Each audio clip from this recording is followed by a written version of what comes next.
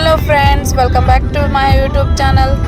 Thirthahalli next ನಿಮಗೆ Agumbe ghat start ಆಗುತ್ತೆ. ಅಲ್ಲಿ ಆಗುಂಬೆ ಘಾಟಲ್ಲಿ ನಿಮಗೆ ಒಂದೊಳ್ಳೆ ವ್ಯೂ ಪಾಯಿಂಟ್ ಇದೆ. ಆ ವ್ಯೂ ಪಾಯಿಂಟನ್ನು ನೋಡಿಕೊಂಡು ನೀವು ನಿಮ್ಮ ಜರ್ನಿನ ಮುಂದುವರಿಸಿ.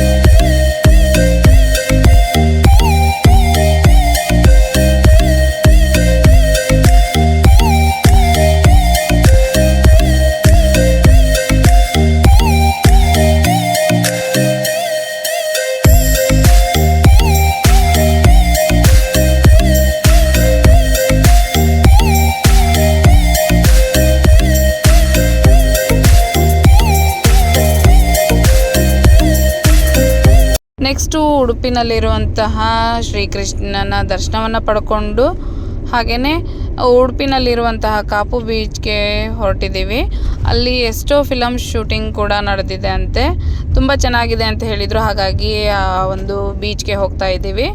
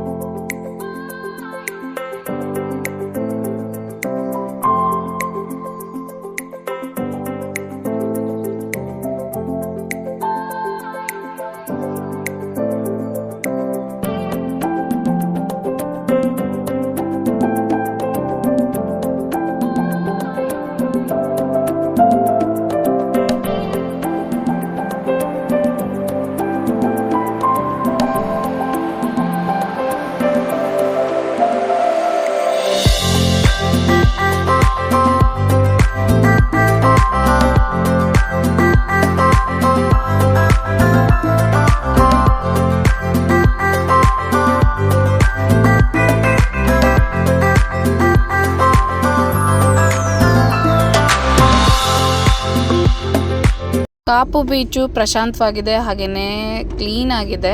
ನೀವು ಫ್ಯಾಮಿಲಿ ಮತ್ತು ಫ್ರೆಂಡ್ಸ್ ಜೊತೆ ಬಂದರೆ ಸಖತ್ ಎಂಜಾಯ್ ಮಾಡ್ತೀರಾ.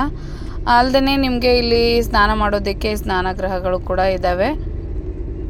ಈವ್ನಿಂಗು ಪೆಣಂಬೂರು ಬೀಚ್ಗೆ ರೀಚ್ ಆದ್ವಿ. ಅಲ್ಲಿ ಫಿಶ್ ಸ್ಪಾದಲ್ಲಿ ತುಂಬ ಜನ ಸೇರಿದ್ರು ಅಂತ ಹೇಳಿ ನೋಡಿದಾಗ ಒಂದು ಹೊಸ ಎಕ್ಸ್ಪೀರಿಯೆನ್ಸ್ ಆಗುತ್ತೆ ಅನ್ನೋದಕ್ಕೆ ನಾನು ಕೂಡ ಟ್ರೈ ಮಾಡಿದೆ. ಫಿಶ್ ಸ್ಪಾ ಮಾಡಿಸ್ಕೊಳ್ಳೋದ್ರಿಂದ ಡೆಡ್ ಸ್ಕಿನ್ನ ರಿಮೂವ್ ಮಾಡ್ತವೆ ಫಿಶ್ಶು.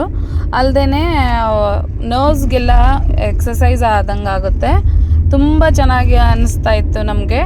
ಅದಕ್ಕೆ ನೀವು ಕೂಡ ಟ್ರೈ ಮಾಡಿ ಒಂದು ಹೊಸ ಎಕ್ಸ್ಪೀರಿಯೆನ್ಸ್ನ ಪಡೆದುಕೊಳ್ಳಿ.